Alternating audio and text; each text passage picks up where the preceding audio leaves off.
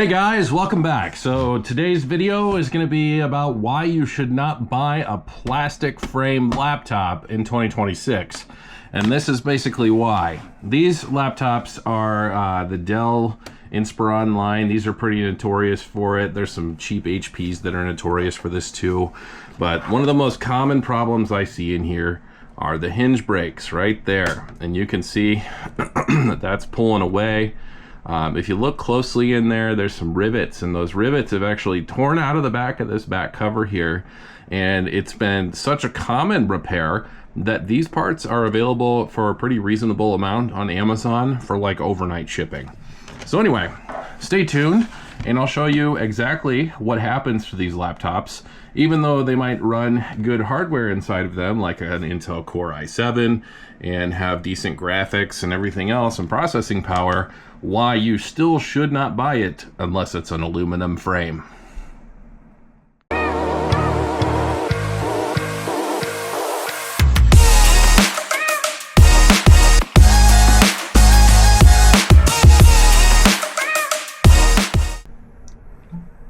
All right, now I'm going to start out by being honest with you. We're probably going to get interrupted during this repair, so just be ready for it because I have had so much business this week that it's been a little difficult to keep up. But in order to start this repair, basically, we're going to slide this laptop lid closed because that's the best way to start tackling it. And then on the bottom of the Dells anyway, there are several screws that you got to pull. And I am going to be able to keep the Dell screws separate from the other screws on this pad, just because they're really long and they're for an Asus machine, so they look a little different. Now you might ask yourself why I'm filming this sideways, and I think sideways gives you guys a better perspective, and there's not a lot of room between my body and the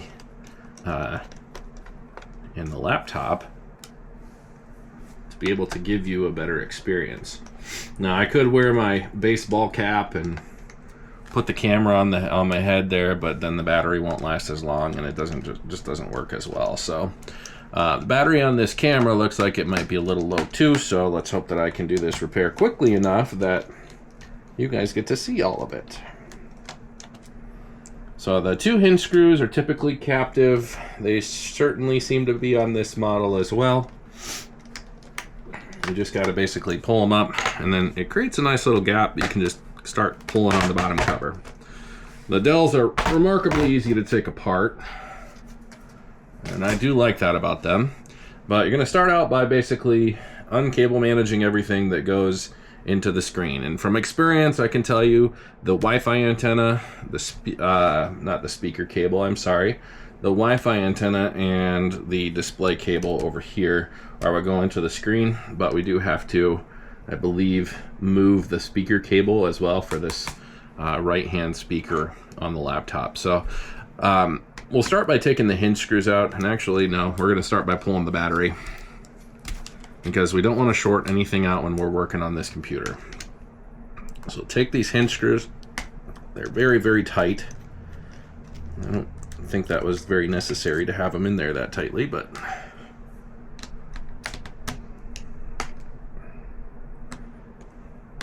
holy cow.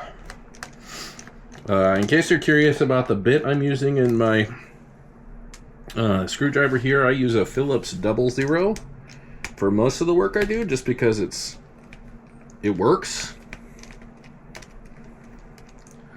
But on these Dell laptops, you have to separate the top from the bottom in order to do this repair. And the reason being is that the bezel for the screen actually dips down under the frame of the laptop and kind of locks itself into position down there. So if you don't pull that, you wind up having to finagle that out of there, and it just becomes more of a challenge than it's worth. So like I said, that's not the display cable, that is the charging port. That's fine. I guess I can pull that, it's not going to hurt anything. Just have to remember to plug it back in later. All right, there's that. And then the next one we have to pull is the Wi-Fi antenna. Wi-Fi antenna does run into the screen in the back here, so we're just going to unseat that, and then we're going to screw this back down.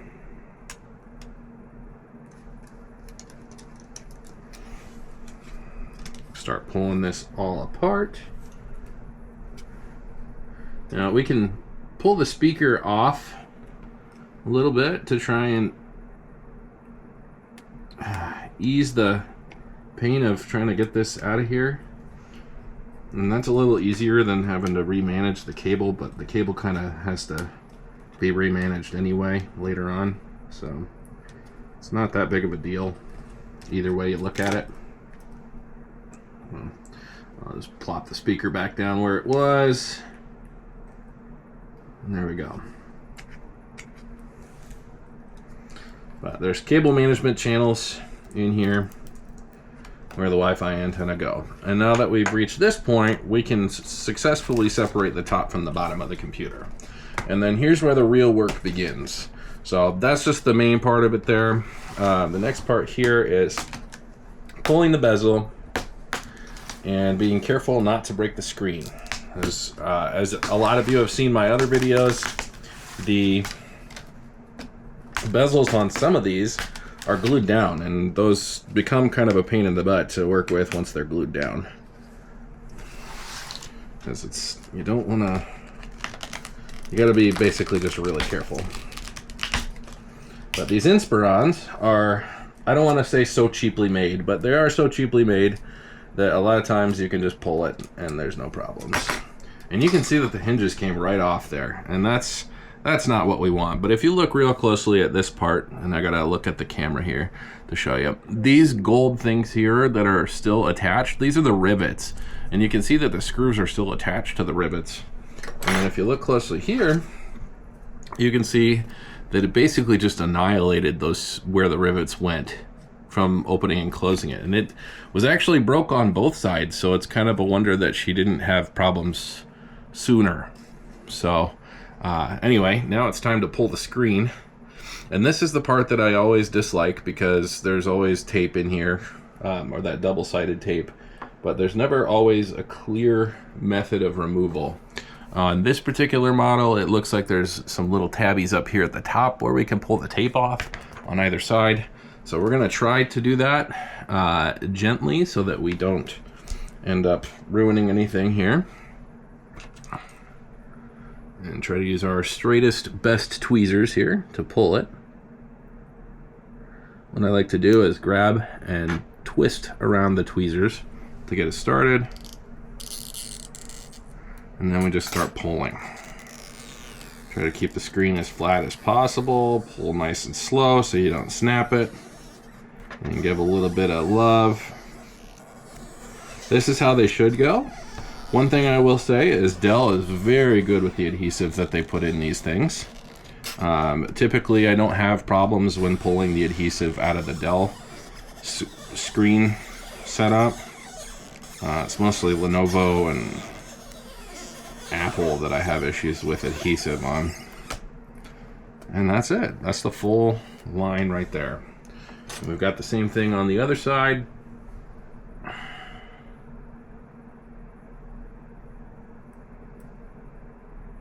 Grab this here. Pull. Now, I always like to pull just enough to get past the point where I know we're not on that end too, because the ends always tend to be worse. Like that's if it's gonna snap, it's gonna snap off right there. At the end where that little tab is that you have to grab. You just pull, pull, pull. Just like this, back and forth. Being gentle, trying not to go crazy with it. That way we can still maintain the good screen. And there you go. Your adhesive is pulled. Then you can pull the screen out. And I do have to be careful with the screen because the screen has the camera attached and everything back to this back panel. So essentially, we're at the point now where we can start detaching some of the elements of this here. A lot of these things are like double-sided taped in here, especially with these cheaper computers. They do have little nubs that they sit on top of, like little plastic nubs, so it's easy for us to pinpoint exactly where they sit when they are installed. So on the new back cover and bezel and stuff, you'll see that. exactly where it's supposed to be. It looks like they used a interesting type of double-sided tape there. But then the camera cable just pulls down, and that's wrapped up with the LVDS cable. So then the whole screen assembly now, we can just gently set that aside because it's really thin. So we want to be very careful with that. And then the next thing I always like to pull is the Wi-Fi antenna. And I always come in with a little bit of a tool like this because the Wi-Fi antenna up here, you have to get a good start on it, and they're very, very fragile in different places. So, and this is very, very sticky. So it's going to stick back down really well once we get it into the new back cover, but still just have to be careful. There's little pieces of double-sided tape here. I'm not too concerned about preserving those because they don't typically preserve well anyway, and they don't re-stick. So I kind of just tear through them. And then you've got a cable management channel along the bottom that your Wi-Fi cable goes into. Just kind of have to gently work it out.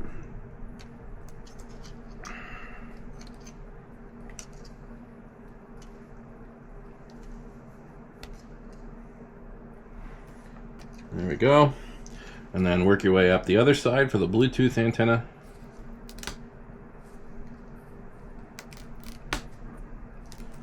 It'll be the same concept, only the Bluetooth antenna just simply tucks into this little area up here. There's no big sticky thing that you have to pull with it. So this is a design difference between the most computers that you'd probably used to see. It's literally just the wire. The Bluetooth sits right up in there in that little slot. And the new back cover does have a spot for that to slide into. So now our Wi-Fi and Bluetooth antennas are out. And we just have to pull these pieces right here. And that's the right one.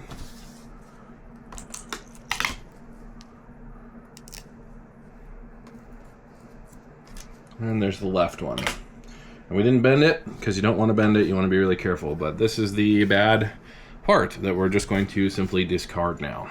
So now, because I didn't use my brain and think about it before I started, I have to move everything that I've stacked on top of this package here. This package, well, has our new parts in it. And so this package it's going to be a little bit overkill. Realistically, all we need is a new back cover, but when we do these things, I like to replace all of it. And like I said, these parts get overnighted because this is such a common repair. And so this did get overnighted, and as a result, we ended up getting a little more bang for your buck. You actually could just buy the back cover on its own, but it costs more. So we got a back cover, a bezel, new hinges, and the hinge covers. All for less money than you can just buy the back cover for. And I will not be one to complain about that, so.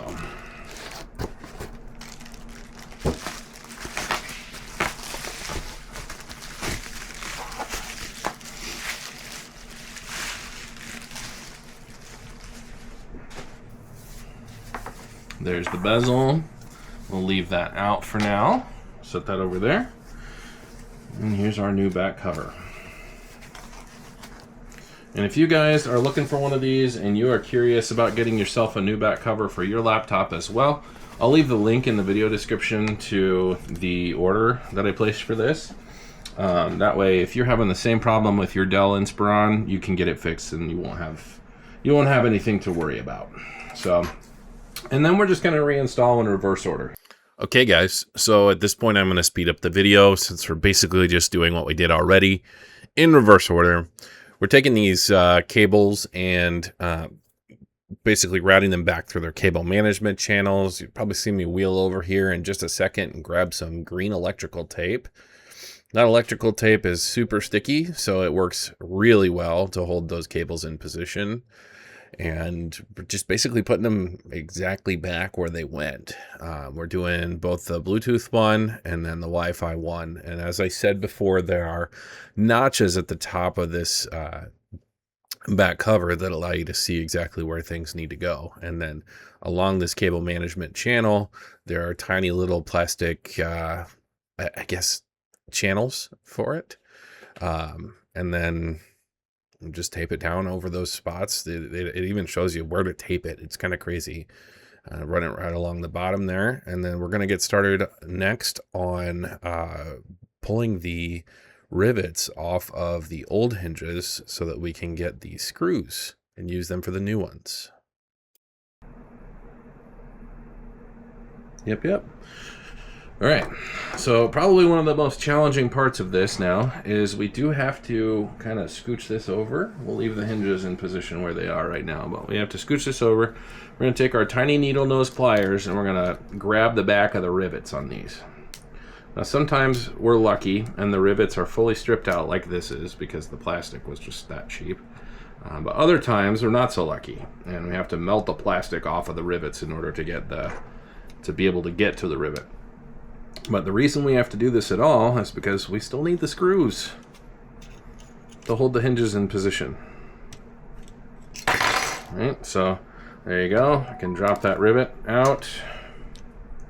And we'll do that about 5 more times until we get all of the rivets pulled so we can reuse all the screws.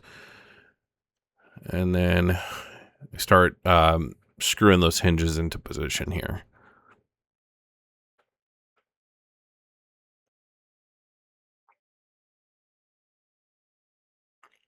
Some of them had a little bits of plastic you can see that have fallen down, but overall it went pretty smooth. All right. Well, we've got the old parts out of the way now. So now it's time to work on getting the camera reinstalled, getting that LVDS cable put back up there. Some people call it an EDP cable. It really doesn't matter. Either way, it works. So again, we're just going to be really careful with the screen. We don't want to damage anything. And then up here at the top, your camera does have posts that it slides over.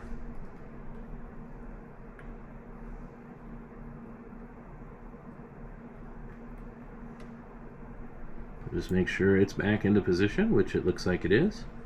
And then you can stick down your EDP cable again.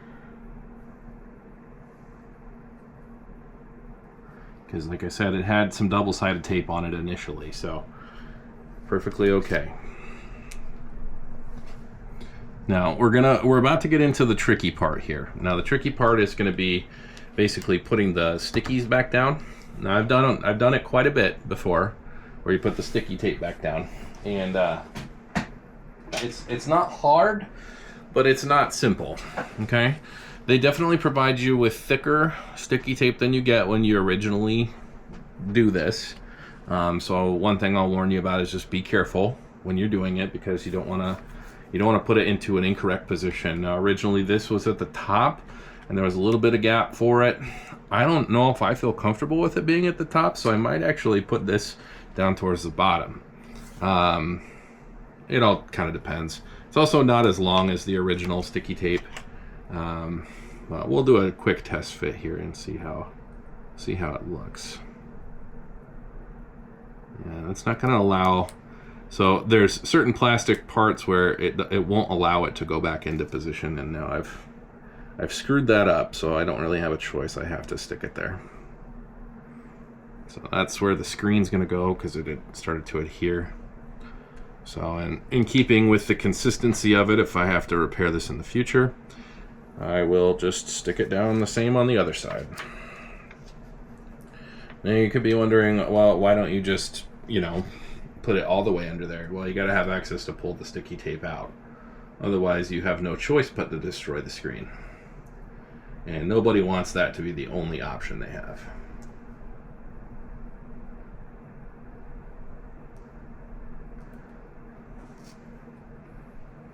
I don't know of anyone that would find that acceptable.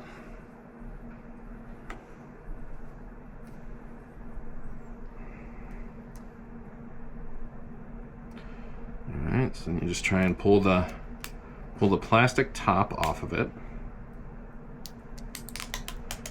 Basically what that does is it pulls away that. Now the top layer is adhesive as well, just like that bottom layer.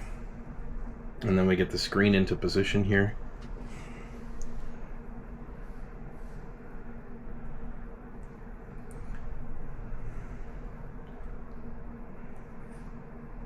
Kind of just sits right here. And like I said, I really like the having the hinges in first because they act as kind of a guidepost for you. But your screen should realistically sit on top of the hinges, and if you've got it pushed all the way down on both sides, slap right into position for you, just like that. And now there's nothing to worry about because this screen is not coming out again. See? Your EDP cable's in there all the way. You gotta tuck it, but it's in there. So now all that's left to do is put our hinge covers on and put the thing back together. So luckily our hinge covers, like I said, are labeled, so this is the right one. So all we have to do is take this,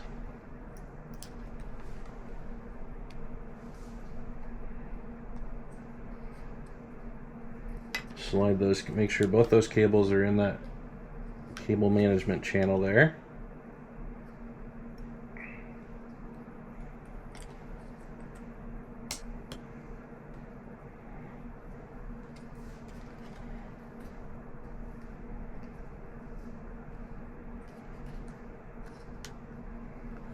Just like that. It should pop out towards the center.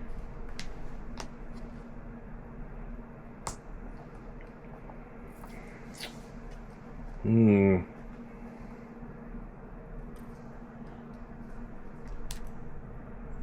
know what? I'm going to worry about that after I get the bezel on. I'm going to do the bezel first. We can worry about the cable management channel afterwards. Now, this is what I don't like about new bezels. The new bezels have the glue on them, right? You can see this double-sided tape here down at the bottom. And it's meant to be more of an airtight fit. It's supposed to be good, but realistically all it ends up doing is ruining things. I am pulling it off anyway because it's either that or a blue film on it. So we're going to keep the blue film off of it and just make sure that everything works the way it should. And also be careful because the camera hole has a piece of blue film over it as well. Okay, so you're going to take your bezel, slide it down here. Make sure that you've got it into position too before you start pushing on the edges where the adhesive is, and you should be able to line it up pretty well if you've done your job right. And then I like to actually go up to the camera and push in up there and just work my way across. And all you really have to do is just slide your fingers down, and then everything seats into position flawlessly. There are no air gaps on this. There's nothing in the way. So now we can push along our adhesive line here, and that makes sure that the screen stays nice and tight and well fit. And if the screen wasn't dirty, you would think, you know, well, I am a professional, but you would think it was straight from the manufacturer. And unfortunately, we're getting interrupted right at the end of this repair. So what I have to do now, place you guys on pause and run upstairs and take care of the customer that just rang my doorbell. I'll be right back. Anyway, as I was saying, we're getting low on battery here, so we're gonna wrap this up here pretty quick. But as I was saying, this looks pretty professional. Everything looks like it's just in position where it's supposed to be, and we're good to go. So, all right, I'm gonna keep this next part short and sweet, and just rush through putting everything back together here. I did forget to rehook up the battery after cable managing everything. I was like, oh yeah, I got everything reconnected inside here, but obviously you can see I put the screws back in and I forgot to reconnect the battery. So the reason I'm speeding through this is because you guys have already seen how it comes apart, so the going back together is basically the same way. The most interesting part of it was the screen. So that being said, hooked up the battery, and here we go. If you guys like this content, please smash that like button down below. Also subscribe and turn on notifications, because I like to post these videos just about weekly. And I certainly love showing you guys just everyday tech repair, because you don't get to see this stuff all the time. And if you weren't here for this, I guess if you buy a plastic laptop, hopefully you see it after the fact. Thanks for watching, guys. Till next time.